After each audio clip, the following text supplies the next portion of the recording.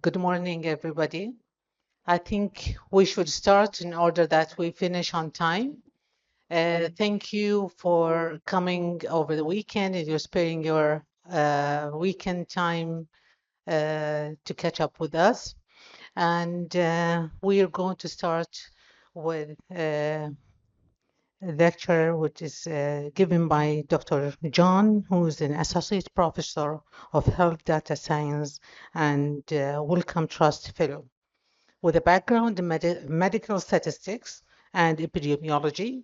He is a member of the diabetes research team at the University of Exeter, leading internationally recognized work on precision medicine for type 2 diabetes.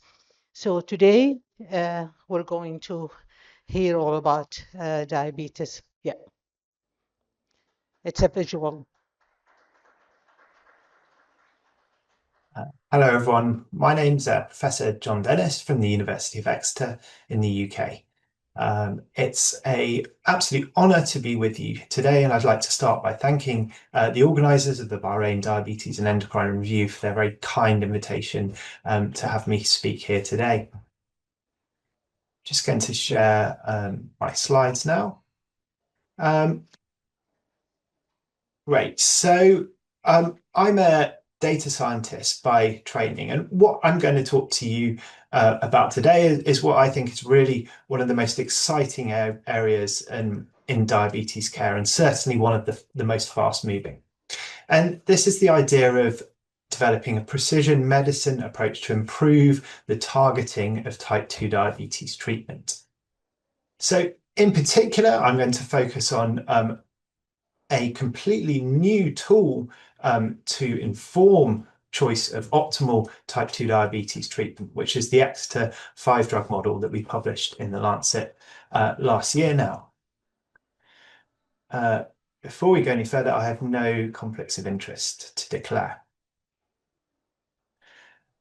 Really, this research starts with the individual person with type 2 diabetes. So this is people like Claire and Anthony from the Diabetes Clinic in Exeter. Both have type 2 diabetes, but when we look at their clinical features, we can see that they're very different. And this difference reflects the wide heterogeneity that we know we see across people with type 2 diabetes. So Claire was diagnosed much younger, she's obviously female, with a higher HbA1c and BMI compared to Anthony. And really, our research has focused on the key question of whether we can use this variation in clinical phenotype to better match an individual patient with a drug that's likely to be best for them. And we think there's a clear rationale for this sort of approach in type 2 diabetes. So we now have multiple classes of glucose-lowering agents available, including obviously SGLT2 inhibitors and GLP-1 receptor agonists, the latest blockbuster medications. But critically, what we know is that the mechanism of action of these different drug classes is very different. And this makes it highly plausible that actually different people may respond to these drugs differently. We also know that their side effects differ and their non-glycemic benefits differ between the drug classes.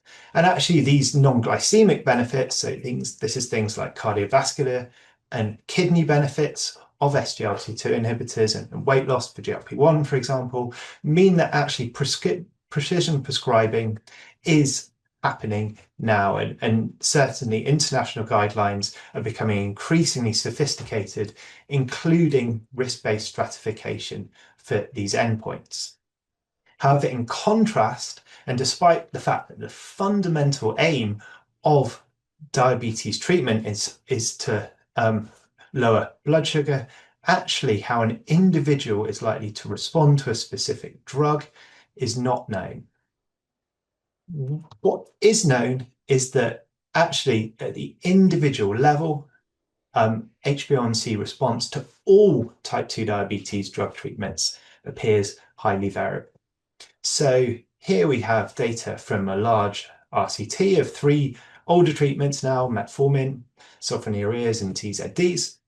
And what we've plotted is simply just the distribution of individual level HbA1c response at 6 months. And what we can see is that although on average participants respond to all treatments, that masks this huge individual level of variation in response and leads to an obvious question of whether we might be able to predict who's likely to be able to do better or worse on a given treatment. And really that provides the background to what I'm going to cover in the rest of this session today. So starting with our early research on how routine clinical features alter response to different type 2 diabetes therapies, before going on to talk you through our new 5-drug model for optimizing glucose lowering, and finally to finish with some thoughts about the future direction of the field and how we hope to turn this into a decision aid that can be used in primary care and beyond around the world. So before I get to the data, I just wanted to start with our research framework that we've used for these studies. The focus has been largely on using existing data sets, and actually we've developed this 2-step research framework as shown here. So what we have been doing is starting with analysis of large-scale routine clinical data. So this is data where we've got participants receiving these different type 2 treatments in the real world. We have their clinical features and their real-world outcomes. And these are very large, unselected populations that we're using as discovery data sets to look for factors that seem to alter response to these different drug treatments. What we do as a critical second step is actually take forward what we find in the observational data and actually reanalyze individual level data from clinical trials to determine which factors are robustly associated with differences in treatment. And really, this approach by design prioritizes low-cost routine features that doctors measure anyway as part of the care of people with type 2 diabetes. And the earliest example of this work was now back in 2018. So this was looking at 2 of the older treatments again, SUs and TZDs. But I think it provides a nice illustration of how we develop this precision approach. So to start with, we use a large routine clinical data set from the UK, CPRD, where you can see we have just under 20,000 patients receiving these drugs in the real world. And what we've plotted is quite simply associations between individual clinical features, as shown on the left, and response to the 2 drugs. What we can see is that for some factors, such as older age, we see a greater response to treatment with an increasing age for both treatments. So this is interesting. This suggests that actually age probably isn't that useful in terms of targeting treatment because the association is near identical for both drugs. In contrast, when we look at sex and BMI, we actually see evidence of differential response. This is really the gold standard of what we're looking for precision medicine. So actually, that with TZDs, we see females and those with a higher BMI having a greater relative response to a TZD, whereas in contrast, males and those with a lower BMI having a greater response to an SU. What we were then able to do is actually define simple subgroups based on those criteria of sex and obesity, as shown here again in CPRD.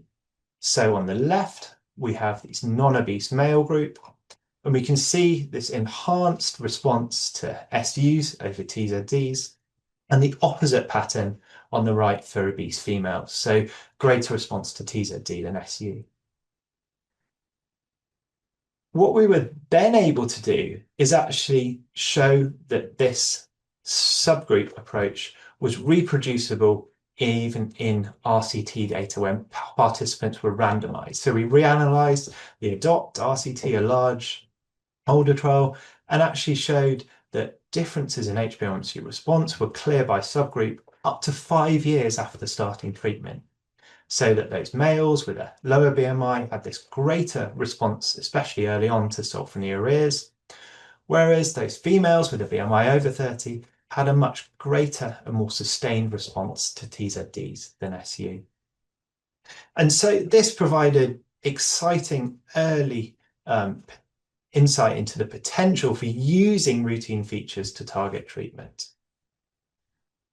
What we were also able to do, and this is work led by my colleague Beverly Shields at Exeter, was actually test the potential for precision medicine using a specific clinical trial design. So this was TriMaster, which was a crossover RCT in which each participant was randomized to receive each of 3 type 2 treatments over 12 months. And because each person receives each of the 3 therapies, we can actually look at individual level differences in response. And excitingly, TriMaster met both its primary hypotheses, which was around variation in drug response based on simple subgroups based on BMI, as shown on the left, and kidney function shown on the right. And so again, this provided now gold standard evidence that routine clinical features robustly altered response to treatment. However, what these subgroup approaches were lacking was an ability to capture the complexity of factors altering drug response. So please don't try and take in all the information on this slide, but what this is intended to convey is that when you have multiple drug classes and multiple clinical features, what we see is actually lots of factors altering response for the different drugs, which means simple subgroups don't clearly drop out of the data, and meaning we needed to get more sophisticated to capture all this variation. And so this has led on to us moving beyond subgroups and developing what we call treatment selection models. An overview of how these work is shown here. This framework was originally developed for a 2 drug class model, SGLT2 inhibitors versus DPP4 inhibitors, back now in a paper we published in 2022. So the model simply takes 5 baseline features, as shown here: HbA1c, BMI, age, kidney function, ALT, liver function, develops models to predict response on each of the 2 drug classes for a given individual person, and then uses the difference in response to identify an individual's likely optimal treatment. And this framework, as I said, we developed for SGLT2s and DPP4s, but also extended to SGLT2 inhibitors versus GLP-1 receptor agonists in a 2024 paper. And this really is exciting because it moves beyond the subgroup to consider the individual and their specific phenotype. What this earlier work led to is now this 5-drug model to inform on optimal glucose lowering that we published last year in the Lancet. So an overview of the model is shown here. So the model was developed on over 100,000 drug initiations, again in UK primary care data. So looking at any non-insulin initiation after first-line metformin. And as inputs, we used just 9 routine clinical features that were available in nearly 90% of people's primary care record in the UK. So these are things that doctors are measuring anyway. And we use these to predict the response on each of the 5 major drug classes after metformin: SGLT2s, GLP-1s, pioglitazone, sulfonylureas, and DPP4 inhibitors. And as you can see on the plot on the right, this enables you to rank which drug is likely to be best for HbA1c. So, well, developing a model is all well and good. A major focus has been on validation and assessing the accuracy, which is really important for a complex model like this. So to do this, we were able to test the model in holdback data from the UK by both geography and actually calendar periods, so using the most recent 2 years of data we had available, but critically actually test that model performance in clinical trials data. So this is reanalyzing the TriMaster study we've heard about already, but actually data on over 2,500 participants in other clinical trials that we access from pharma. And the critical metric of whether the model works or not that we use is really whether those people receiving their predicted best drug by the model have better outcomes than those receiving predicted non-optimal treatment. And excitingly, when we looked in our CPRD, so UK validation, we found clear evidence that the model could be potentially clinically useful. So around a 5 millimole per mole average improvement in those receiving their model predicted best drug, the optimal group, versus those receiving their non-optimal treatment that was consistent by both region and calendar year. We were also able to look beyond that average at the accuracy of the treatment effects with much more granularity. So here again, we have validation in CPRD and in TriMaster, but this time we're looking at predicted HbA1c benefit continuously on the x-axis and observed HbA1c benefit on the y-axis. And a perfectly calibrated model has estimates that go exactly along that diagonal line. And what we can see is actually, even in the trials and across CPRD, we see excellent calibration of the model, even sort of towards the top, where we have patients with a very high predicted benefit on a particular treatment. We were then able to extend this conceptual framework to really drill down into how well the model was predicting, considering this time specific 2-drug comparisons. So there's 10 possible 2-drug comparisons underlying this 5-drug model. And again, here we have calibration plots showing in validation data that predicted and observed treatment effects look good, even at this very high level of granularity.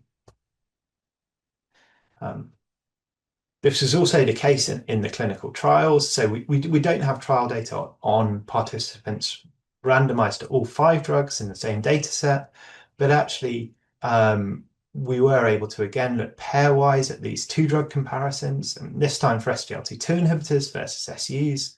And what we can see is excellent calibration in both CPRD, but also in RCT data for these treatments.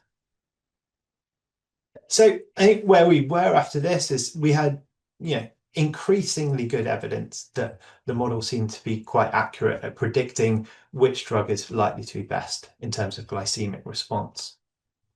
We could then start to think a bit more carefully about how the model might look in practice. And I think the first major finding was shown at the top here. This plot simply shows the proportion of people for whom each drug class is predicted to be best by the model. And actually, we can see a roughly even split between GLP-1s, SGLT2 inhibitors, and SUs. So around 25–30% of each people having one of those as their predicted best drug each. You'll struggle to see DPP-4 inhibitors here, and that's because actually in our validation we see that they're predicted to be the best drug for HbA1c in less than 0.01% of people, which is very interesting considering, at least in the UK, they've been very, very commonly used over recent years. And our second key finding was that actually less than 1 in 5 patients were receiving their optimal treatment as predicted by the model in the UK. So actually prescribing behavior is not currently aligned with those predicted by the model. Of course, there have been maybe very, very good reasons for that, which we can come to later, but still it shows clear potential for use of the model to inform treatment decisions. What we also saw is that actually clinical features really do matter. So this was perhaps most striking by sex, where we actually saw that GLP-1s are predicted to be the best drug for around 7 in 10 women, but actually only around 1 in 10 men. And this is a striking finding, but one that is being increasingly supported both by our own RCT validation of GLP-1 receptor agonist sex differences, but also the latest trial data, in particular weight loss data for the next generation incretin-based treatments like tirzepatide. We saw other clinical features matter as well. For BMI, we see clear differences with TZDs being relatively better in those with a higher BMI, as we saw earlier. We see an interesting inverse relationship between age and EGFR, with SGLT2 inhibitors being by far the drug predicted most often to be best in those aged under 50, and those with higher levels of kidney function. And really, this isn't surprising. We know SGLT2 inhibitors work through the kidney, so response will be enhanced in those with higher levels of kidney function. But we know that age is inversely correlated, so older people typically have lower levels of EGFR. Importantly, although we showed the clinical features matter, what we also found was that actually socio-demographic factors altered response much less. So here in the UK, we're able to show that actually prescribing or optimal treatment predictions were very similar by socioeconomic status and major UK ethnicity group. And this is really important because it suggests that actually implementation of the model is unlikely to lead to disparities in prescribing, in particular for new and more expensive agents. So what we were also able to do was look beyond this initial 12-month response, which would have been the primary focus of the model, to actually look at 5-year outcomes, so much longer term. Again, we found some striking findings, and this is comparing, again, model concordant people, so receiving their predicted best drug, according to the model, with discordant people receiving an alternative treatment instead, for the outcome of 5-year glycemic failure. And what we found is actually a 38% lower risk of reaching an HbA1c threshold consistent with failing treatment, so requiring new treatment, over a 5-year period. And that really translates to around a 2.5-year extra time on therapy before adding further drugs. We also found that following the model to target treatment associated with a lower risk of cardiovascular, kidney, and microvascular complications. So around 15% lower risk of CVD or heart failure, a 29% lower risk of kidney progression, and a 14% lower risk of microvascular complications. And key to interpreting this data is actually it may partially relate to glucose, in particular for microvascular disease, but actually for cardiovascular and kidney disease, these benefits are much more likely to reflect increasing use of SGLT2s and GLP-1 receptor agonists in that optimal group, given the known benefits of those agents beyond glucose lowering of these endpoints. Great, so where we have ended up is we now have a model that for the first time can take the individual features of people like Claire and Anthony and predict their likely glycemic response to different type 2 diabetes medications. We can see here now that Claire and Anthony's characteristics really do matter. For Claire, her predicted best drug is likely to be an SGLT2 inhibitor, whereas for Anthony, we can actually see that an SGLT2 inhibitor is likely to be the least effective treatment for him. And this is because largely of his relatively low HbA1c and modestly reduced levels of kidney function. So we can see immediately how this model could be used to inform a more personalized decision for these patients.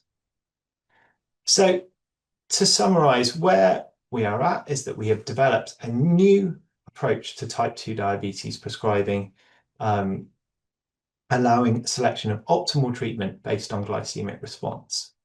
What we've been able to show is that this associates with a large improvement in clinical outcomes. So around 5 millimole per mole, average 12-month HbA1c benefit, around 40% lower before treatment intensification, and lower risk of microvascular and microvascular complications if followed to choose optimal treatment. What this also represents is a low-cost practical approach to precision medicine. Unlike most other approaches, we don't need any additional testing, omics, HOMA-based biomarkers, and so on. So this can be implemented low cost in most countries worldwide. The model can always also be used flexibly, so more than once. It's not just an algorithm for adding on to metformin. It can be used whenever a new drug needs to be started.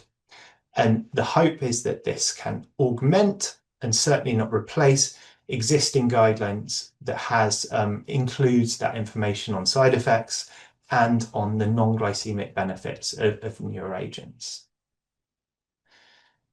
So with that in mind, I'd just like to finish by talking about our vision for how we could develop this further. And really how we see this working is as a living model. So type 2 diabetes treatment is fast moving, new drugs are becoming available at the time, the evidence is constantly changing. So we will need to evolve this model to keep it contemporary and clinically useful. And we're actively working on several aspects of this at the moment, including extending the model to non-glycemic endpoints. So using this precision approach, but actually for things like working out who's going to have the best benefit for SGLT2 inhibitors for kidney disease and heart failure, for example, and see two papers from our group on this at the bottom of the slide. Adding in the latest treatments, which of course will be the next generation incretin treatments, and also thinking about worldwide validation and optimization. So if you have data you'd like to validate the model in, please do get in touch. We're also hoping to move quickly towards deployment in the UK, so in the NHS, and we're undertaking pilot trials already to understand how to do this. So I'd just like to finish by inviting you to try out the model for yourself. So we've made the model available as a calculator, which you can access by scanning the QR code here, or by entering the link at the top.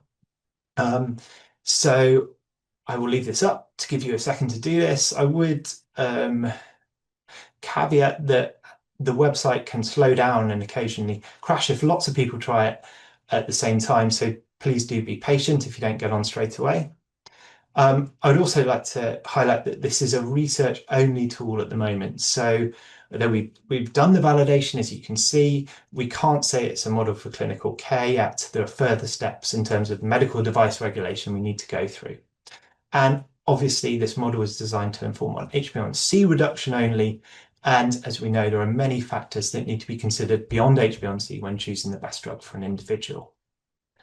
For those who can't see the calculator online, here's just an overview of the inputs. So we essentially have the 9 clinical features we require, some basic demographics, and then that's all that's required for you to output those predictions on optimal drug treatment. So I'd just like to finish by acknowledging the huge number of people who've been involved in this work, notably the Mastermind Consortium at Exeter and beyond, and the many funders of our work, including the Medical Research Council and the Wellcome Trust in the UK, and also the data providers who've allowed us to develop this unique approach to modelling and validation. Great, thank you very much for listening.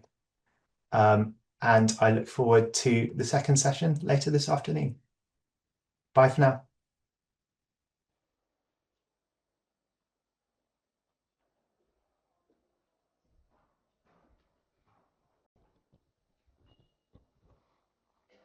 Thank you. We would like to thank Professor Dennis for his lovely coverage for the diabetes update.